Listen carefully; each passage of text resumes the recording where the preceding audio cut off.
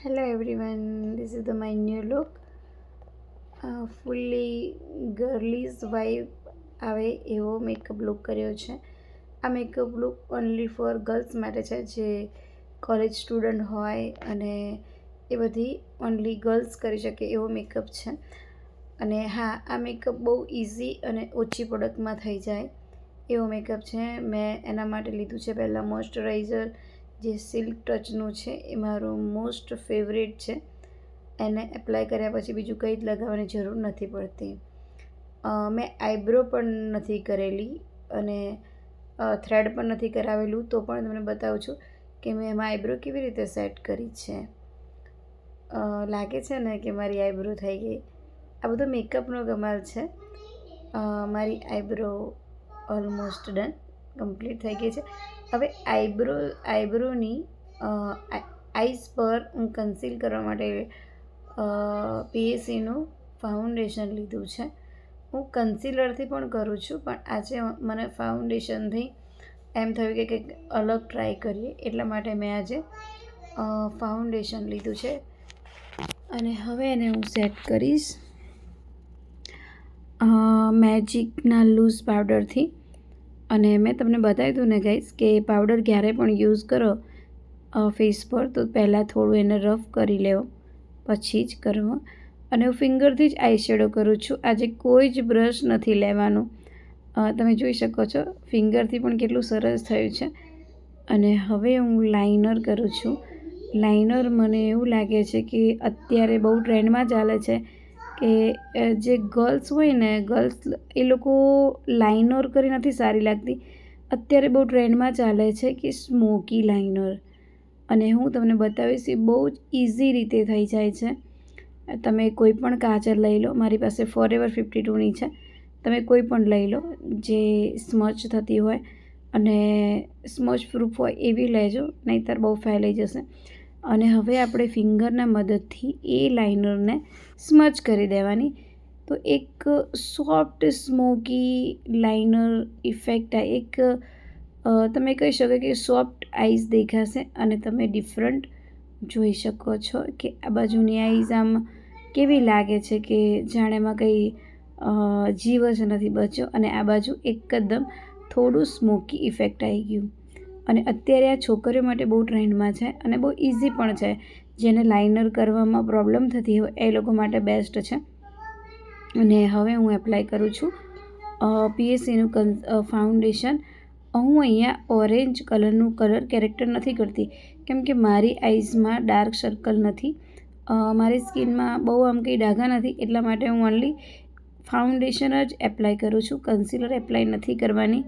Only 3 પ્રોડક્ટથી આપણે makeup done કરવાનો છે.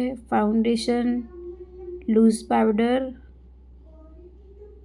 હા, અને મોઇશ્ચરાઇઝર સિલ્ક ટચનું. 3 જ વસ્તુથી હું આજે મેકઅપ કમ્પ્લીટ કરીને તમને બતાવવાની છું કે બહુ જ પ્રોડક્ટની જરૂર નથી. આ એ લોકો માટે છે જે બહાર મેકઅપ કરાવવા નથી જતા. અને અત્યારે તો એવું છે કે દરેક ફંક્શનમાં મેકઅપ બધા કરાવે છે, તો ગર્લ્સ માટે તો બહુ સારું છે આ. અને હવે મેં એપ્લાય કર્યો છે એ જ લૂઝ પાવડર જે મેં આઈઝ પર કર્યો હતો. અને તમે જોઈ શકો મેં ખાલી એક જ બ્રશ અને ફિંગર, એનાથી જ મેકઅપ આપણે ડન કરવાનો છે. અને હું લૂઝ પાવડર સેટ કરું છું ફાઉન્ડેશન પર કે આપણો લોક થઈ જાય. અને તમે જોઈ શકો એનું કવરેજ મીડિયમ છે, પણ બહુ સારું છે. હા, અગર તમારી ફેસ પર બહુ જ હાઈ પિગમેન્ટેડ છે તો તમારે કલર કેરેક્ટર કરવું પડે. મારા ફેસમાં એટલે બધું પિગમેન્ટેડ નથી, તો મેં નથી કર્યું. એ જરૂરી નથી કે મારા ફેસ પર કર્યું એ જ તમે તમારા ફેસ પર કરો. તમારા ફેસ પર અગર છે તો તમારે કરવું પડશે. અને હવે હું તમને શીખવાડું છે નોઝ કોન્ટોરિંગ. બહુ જ જરૂરી છે આ, અને બહુ ઇઝી તરીકો છે. 2 ફિંગરમાં લઈ લેવાનું. મારી પાસે આ છે પાવડર બેઝમાં છે, મેં 2 ફિંગરમાં લીધું. અને તમે જુઓ એકદમ દેખાશે તમને કે એકદમ મારા નોઝમાં એક શેપ આવી ગયો છે. અને પહેલાં મારું નોઝ બહુ બ્રોડ છે, એમાં કોઈ શેપ નહોતો, હવે દેખાવા માંડ્યો છે. અને મારું નોઝ પણ પાતળું લાગવા માંડ્યું છે. આ બધો મેકઅપનો જાદુ છે ગાઈઝ. જો તમને આવડી જાય તો તમે બહુ જ ઇઝીથી કરી શકો. અને મેં કોઈ બ્રશનો ઇસ્તેમાલ નથી કર્યો આમાં. ઓનલી ફોર ફિંગરથી જ કર્યું છે અને તમે જોઈ શકો બહુ સરસ રીતે. હા, એને બ્લેન્ડ ફિંગરથી કરો પણ એવું સોફ્ટ કરજો કે ક્યાંય કોઈ પેચ ના રહી જાય, નહીંતર પછી આર્ટિફિશિયલ અલગથી બહુ જ ગંદુ દેખાશે. હવે હું આને લૂઝ પાવડરથી સેટ કરીશ.